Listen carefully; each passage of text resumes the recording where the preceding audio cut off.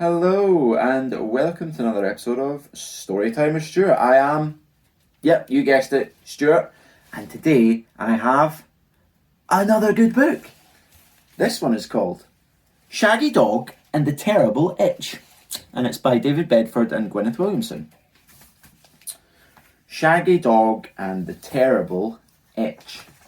I wonder what's causing the itch. Shall we begin? Shaggy Dog had an itch on his back.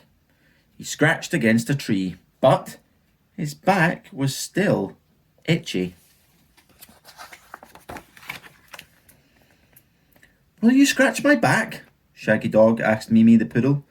"Ugh," said Mimi. Scratch your back? No thank you. I'm off to the poodle parlour for a wash and trim." "I will scratch your back," said Farmer Gertie. "But first, you must help me round up my sheep."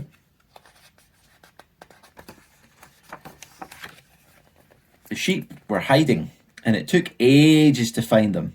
"Ruff, ruff," barked Shaggy Dog. "Come here, sheep. Come here now." At last the sheep were locked in their pen.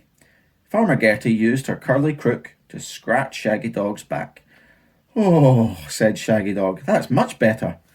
But as Shaggy Dog walked into town, the itch came back. Shaggy Dog knocked on the window of Merv's cafe. "Who will scratch the itch from my back?" he asked. "I will," said Merv. "But first, you must wash my pots and pans."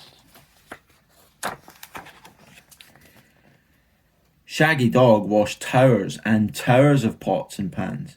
Bubbles covered his legs and got into his mouth, and when he had finished, his paws were all wrinkly. Merv used a long fork to scratch Shaggy Dog's back. "Ah," said Shaggy Dog, "that's much, much better." But when Shaggy Dog left the cafe, the itch came back. Shaggy Dog popped into Mary Lou's poodle parlour. "Will you scratch the itch from my back?" asked Shaggy Dog. "Okay," said Mary Lou, "but only if you brush up the fur on the floor."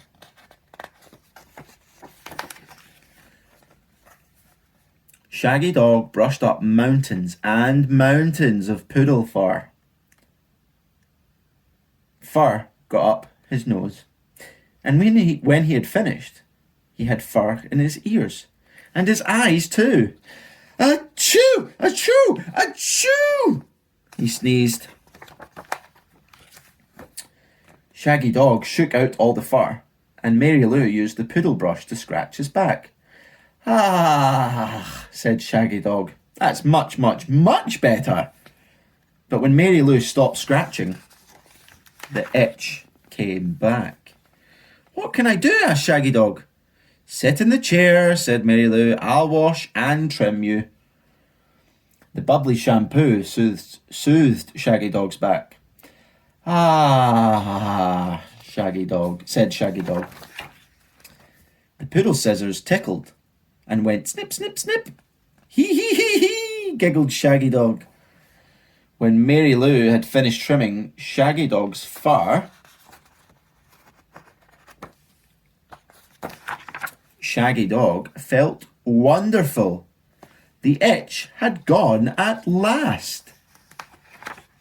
But where did it go? "Oh no!" Boing!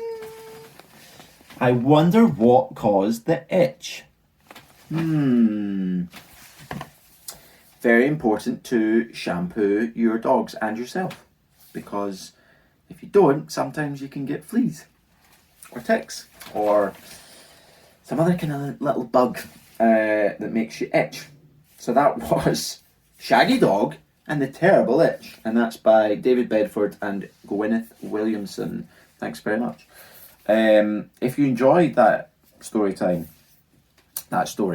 or you enjoy any of the other stories on Storytime with Stuart, please do like, comment, share, subscribe to the YouTube channel, get Storytime with Stuart out there to friends, family, kids, adults, anyone that loves a nice story, such as this one, read by me. So I'll see you next time in Storytime with Stuart, hopefully. But until then, take care. Bye bye.